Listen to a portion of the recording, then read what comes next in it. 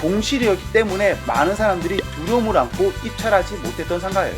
그리고 또 하나, 저에게는 지하 상가를 매입을 할 때 저만의 입찰 노하우가 있습니다. 어떤 노하우냐? 돈을 벌고 싶으신가요? 그럼 딱 7분만 기다리십시오. 오늘은 제가 약 6천만원 가량의 투자를 한 뒤 6개월 만에 1억 원의 시세 차익, 이 상가에 대해서 이야기 드리려고 합니다. 많은 분들이 상가라 하면 월세 수익이 많이 나와야지만이 상가가 아니냐 라고 얘기하시는데요, 맞습니다. 하지만 상가 같은 경우에서도요, 건물을 매각을 했을 때 거기서 나오는 수익, 즉 시세 차익, 이게 굉장히 중요하거든요. 월세가 많이 나온다 하면은 이 시세 차익이 나오는 거는 당연한 겁니다. 많은 분들이 이 부분에 대해서 많이 놓치고 있습니다. 그렇다면은 오늘의 물건은 어떠한 물건이냐?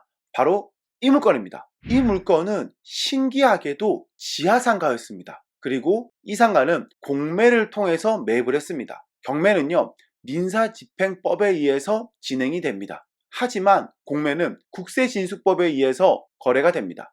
제가 소개시켜드릴 상가는요, 수탁재산이라 그래서 일반 금융기관이 가지고 있던 그러한 물건이기 때문에 전혀 권리분석상 문제가 없었습니다. 여기서 수탁재산이 뭐냐? 수탁재산은요, 쉽게 말씀드리면은 이 부동산 같은 경우에 소유자가 SBI 저축은행이었습니다.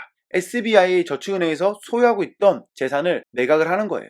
우리가 알고 있는 매각 방식은 부동산을 통해서 매각을 하는데, 이 부동산은 신기하게도 온비드를 통해서 매각을 했습니다. 그 이유가 무엇이냐? 만약에 이 재산을 SBI 저축은행에 있는 총무과에서 관리를 한다 그러면 이 총무과에서는 이 상가에 대해서 잘 모르겠죠. 왜? 자신이 살고 있는 동네가 이 동네도 아니고 처음 보는 상가를 시세를 매겨라, 너무 어렵잖아요. 그런데 매각을 하라고 지시가 떨어졌으니 매각은 해야 됩니다. 그래서 예전에는 부동산을 가서 매각을 했어요.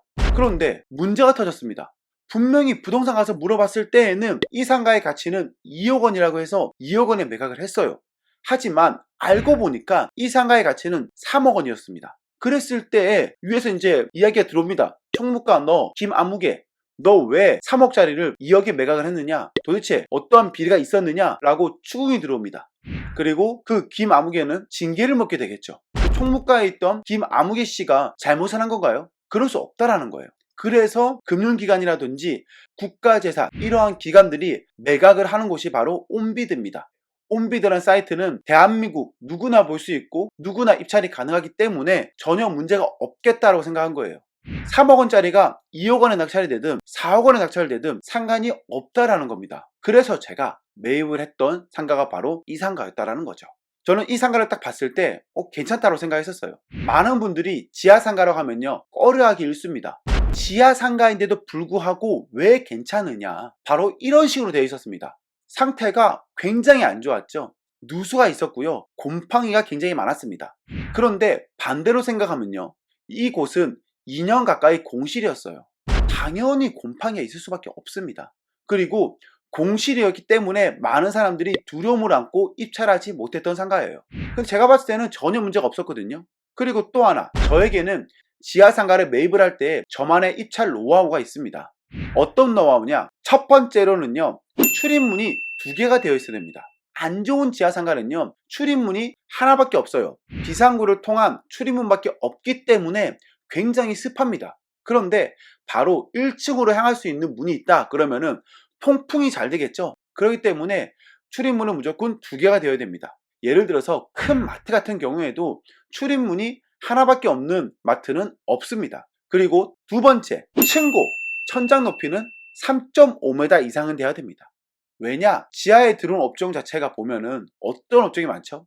스크린 골프, 스크린 야구, PC방, 당구장, 이런 업종이 많은데요, 이런 업종들의 공통점은요, 천장고가 높아야 됩니다. 왜?